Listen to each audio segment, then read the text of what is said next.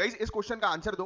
तो देखो इसमें आपसे पूछा गया कि कौन सा स्टेटमेंट इनकरेक्ट है, और ये क्वेश्चन जो है वो 6th सेंचुरी बीसी के रिपब्लिक्स से जुड़ा हुआ क्वेश्चन है, यानी कि गण और संघ के बारे में आपने सुना होगा ना, तो उन्हीं के बारे में ये क्वेश्चन पूछ रहा है और उनमें से पूछ रहा है कि कौन सा स्टेटमेंट गलत है।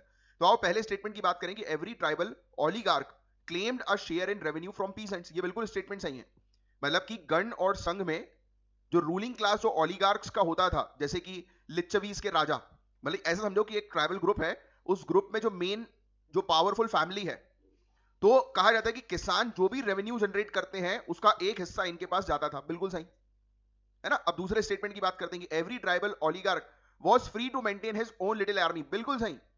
ओलिगार्कियल स्ट्रक्चर में पावर बहुत सारे चीफ्स में डिवाइडेड थी, समझ रहे हो आप, और इसके चलते सेंट्रलाइज कंट्रोल, जैसे मोनार्की में राजा का होता था, यहां पर ओलिगार्की में सेंट्रलाइज कंट्रोल कमजोर था, और हर चीफ हर सरदार जो बड़े क्षत्रिय क्लैन का हेड होता था वो अपनी शक्ति और स्टेटस दिखाने के लिए अपनी पर्सनल मिलिट्री फोर्स या आर्मी रखता था।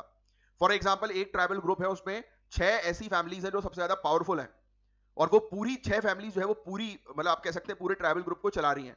तो इन 6 फैमिली की 6 अलग अलग खुद की पर्सनल आर्मी भी होंगी, समझ रहे हो। जैसे पर्सनल बॉडीगार्ड्स होते हैं ना, अमीर लोग जैसे पर्सनल अपने बॉडीगार्ड्स रखते हैं, वैसे ही कि भाई स्टेट की आर्मी अलग है, पूरे ट्राइबल फोर्स की आर्मी अलग, बट इन लोग की पर्सनलाइज बॉडीगार्ड्स होंगे। तो ये भी बिल्कुल सही है। Next, republics function under the leadership of oligarchic assemblies. ये भी बिल्कुल सही है। गण और संघ की सबसे इंपॉर्टेंट फीचर यही थी कि वो एक असेंबली यानी कि संघ से रन होते थे। ये असेंबली जिसे जो है वो संत गारा कहते थे, रूलिंग फैमिलीज के हेड से बनी थी।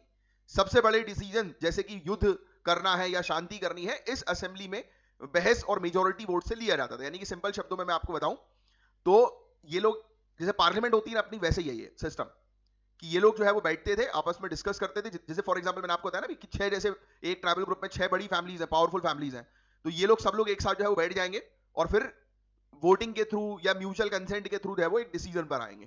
तो इसी चीज को हम लोग असेंबलीज बोलते हैं। अब चौथा स्टेटमेंट बिल्कुल गलत है। भाई ब्राह्मण्स का कोई इंफ्लुएंस नहीं था। 6th सेंचुरी बीसी में गण और संघ में ब्राह्मणिकल डोमिनेंस कम था, है ना। मोनार्कियल स्टेट्स की बात करें, यानी कि जहां पर राजतंत्र था, वहां पे ब्राह्मण्स का इंफ्लुएंस ज्यादा था, जहां वो राजा के लिए रिचुअल्स करते थे और वर्ण सिस्टम मेंटेन करते थे। लेकिन गण संघ में रूलिंग क्लास ओलिगार्क्स मेनली क्षत्रिय थे, और उन्होंने वैदिक रिचुअल्स और ब्राह्मणिकल अथॉरिटी को पूरी तरह से अडॉप्ट नहीं किया था। तो ये वही दौर था जब बुद्धिज्म और जैनिज्म का उदय हुआ, है ना, यानी कि जो ब्राह्मणिकल अथॉरिटी के विरोध में थे, और इन धर्मों को गण संघ में अच्छा सपोर्ट मिला, इसलिए ब्राह्मण्स का कंसिडरेबल इंफ्लुएंस यहां नहीं था। तो डी वाला स्टेटमेंट जो है वो इनकरेक्ट है। तो देखो किस तरीके से हमने हर एक स्टेटमेंट की प्रॉपर अंडरस्टैंडिंग के साथ बात करी।